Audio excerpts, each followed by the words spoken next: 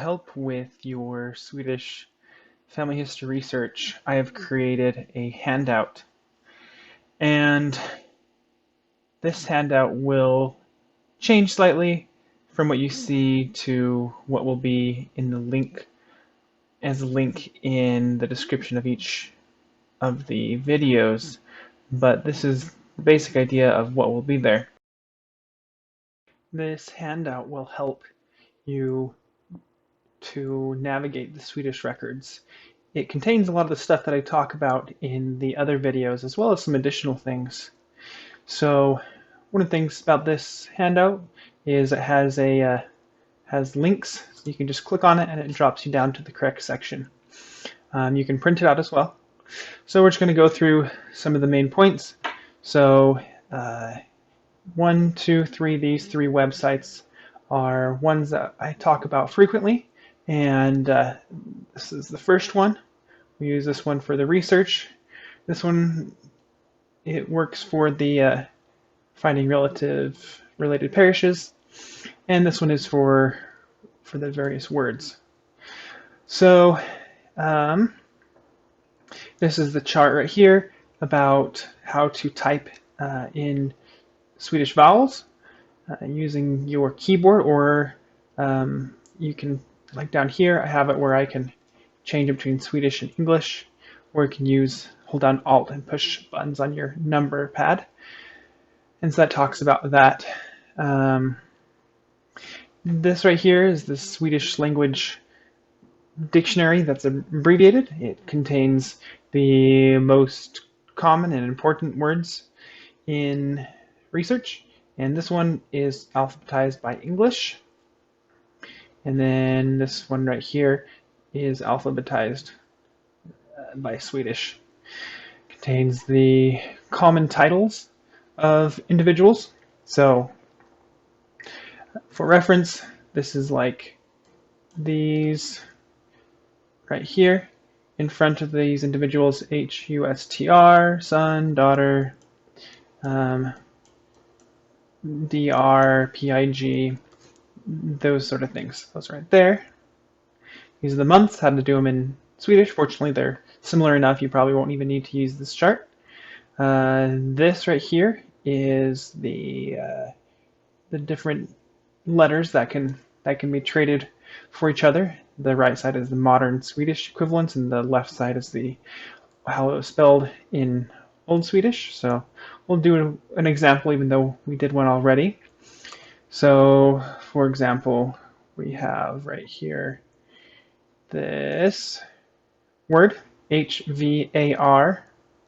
So using this chart, we can see that HV is equivalent as V. So if we were going to search for this word in a modern Swedish dictionary, we'd use V instead of HV. If first you try out the HV, and if it doesn't find anything, which it wouldn't, then you try the V. Because sometimes you're not always gonna substitute letters, but there are circumstances where you need to. Here's another example, this QV. So you can see that here's a Q, and then here's the V. So in modern Swedish, it'd be this KV. Okay. Next, we've got, these are the general research steps, and I talk through these in the various situations throughout the videos, and they're general, which means that you can basically work through these steps for any problem and it'll work. Obviously, you have to do some thinking in between all the different steps, but this is what I consistently refer to. And this right here is a very helpful thing to help you figure out the relationship between the household examinations and the moving records. So what this would be like is, so this is a moving in, and this is moving out records, And here we have household examination record. And so when it says household examination, this is representing the moving section of the household examination records, such as this column and this column. All the other columns are ignored. And so if it says where they're moving to somewhere, like right here, then this is a demonstration of an individual of 3 different types of moving. When they move to a new parish, they stay in the same place. They move to a different neighborhood within the same parish, I guess there's 4, and move to a sister parish. And so these are color coordinated to represent the interaction between those, where you'll see where it says a parish, and when it says neighborhood, village, farm, and how the years line up, how this 1837 is between 1833 and 1839. So this is a summary of how those records interact. This is the codes for the counties, and these are the codes for the different types of books. This is a possible way to create citations and titles when you record the information in your family tree.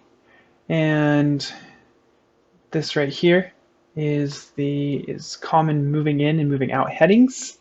So what this means is that when you're looking at a household examination, if you're not to try to figure out which column refers to moving in, which column refers to moving out, you can refer to this chart and these descriptions to figure out if the column means moving in or moving out. Then this one right here is how to use the Swedish National Archives website to find the parish page from a image. So for example, if we had this image right here and we wanted to get to this page, then we follow these steps right here. And this is an example of how to find the correct book if the information is contained with another parish or a different record set. And that's right here, how to identify related parishes. And all these things will make sense as we go throughout the video series. But so you can come and watch this section again so you know what resources are available. And they'll be very helpful when you start doing the research by yourself.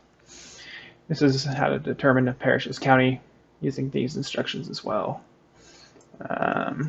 And yeah, an example with determining the parish's county and the related parishes is going to be in this section right here. And this goes with that.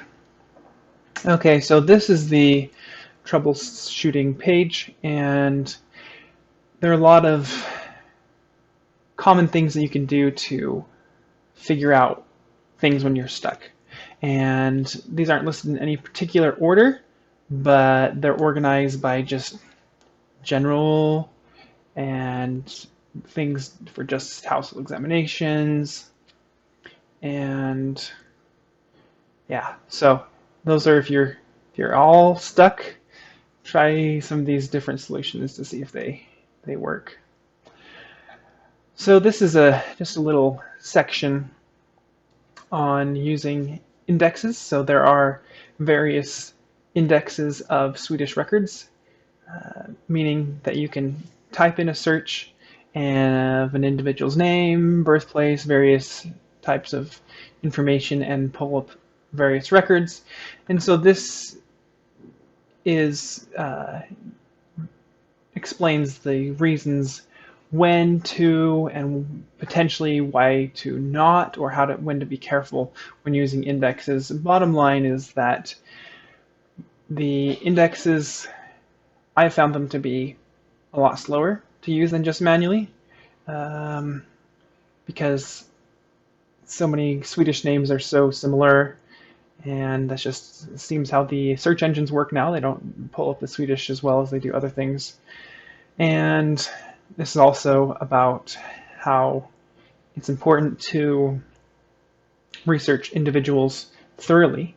And my personal opinion, which I put into here, is that we do research for the individual. We don't do research for the masses. And so if there's an individual who you need to find every single record of theirs in order to come to a conclusion about something, or in order to find a fact that you wouldn't otherwise, such as a illegitimate child that then died soon after birth. If you miss that one record that says that, the one household examination record, then you're missing out on a part of their life, and then when you're not likely to come back and research them all over again, and someone else probably won't either.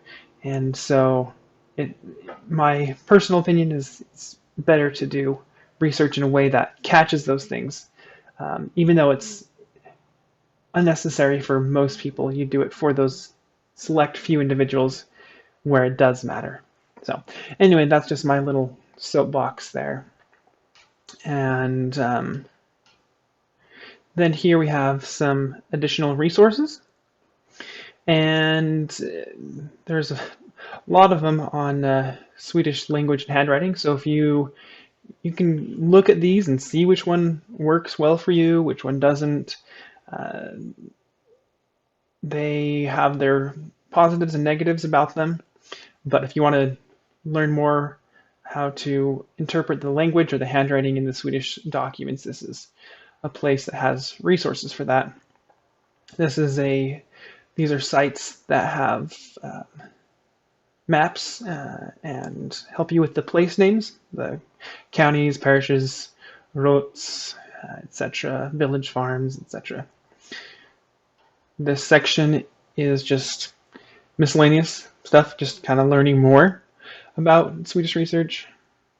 This is a section on the various indexed Swedish records, and this is also more learning Swedish research. And one of the things I've learned is that when you can't figure something out, and you go through all those troubleshooting steps that I have listed there, the next thing to do is to ask for help. And these are wonderful places to reach out to people who know what they're doing and are willing to help. And I've had a lot of good success and learned things from them, so that way I can do it by myself in the future. Have one that lists the homework from the various videos, and I have a common headings instruction, which I find to be very helpful for beginners. So just to explain a little bit, there's going to be each of them contains a sheet that has the common headings for each of the main types of records. And as this is saying right here, there are several symbols that I use to represent different things. For example, the equal sign means that they are the same. So this top one is the Swedish version, the Swedish words, and the bottom one is the English.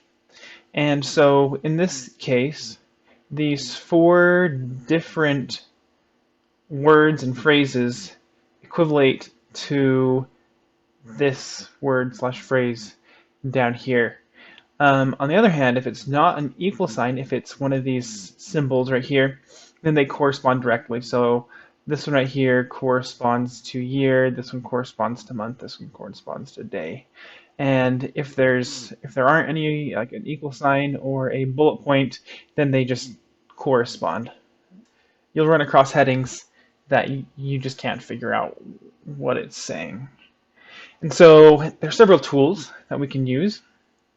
So if this word right here, we're like, oh, I don't know what that word means. There's 3 different places we can use to try to figure out this word. First one to mention is the Swedish Genealogy Guide, Swedish Historical Dictionary Database. And this one's great because you can search for just parts of words. So we just knew it said F something RH. So F RH and put that in there. We can search for it. Okay, that's not the one. There we go. This is it right here. So this word means examination or trial, which as you get better with research, that will make more sense of what the words mean, because sometimes they obviously just abbreviate to a single word of what that column is. But with context from other researching, you'll be able to figure out what they're talking about exactly. The nice thing about Google Translate, which is the second one, is that you can do phrases. So let's see here. Let's try this one. No. Yeah. Okay.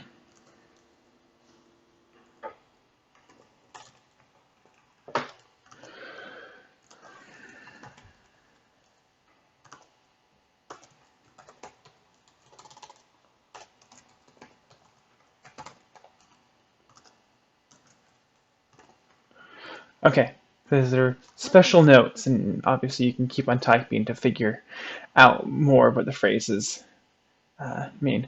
And Google Translate obviously does not get everything right, and so take it with a grain of salt. If it comes up with something bizarre, it's probably not that. It's probably just Google Translate drawing from the various translations of that word. Okay, we've also got this website, Tida, which is it's really good translation between English and Swedish. So we wanted to come here and search for this one.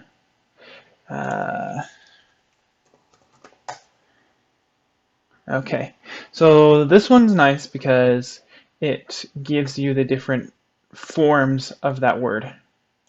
So as I was mentioning earlier, that different words will have different endings. You know, the run, runner, running, runs had different endings, and sometimes, you know, the middle parts will change as well. And so this one will give the various um, forms of it. So like we can see that, okay, oh, if we see this versus this, it's going to be, it's the same root word, just different forms of it. So this website is nice for if you don't know entirely which all the letters are, like you only know partials. Then you can put in a begins with, middle, ends with, and find the word. It's also has the capability to use the Swedish, old Swedish spelling, so like W's instead of V's and HV instead of just a V. While these other two, Google Translate and Tida, you have to get the word exactly right. Google Translate's nice for sentences and phrases, and this one is good for figuring out the different forms of the word.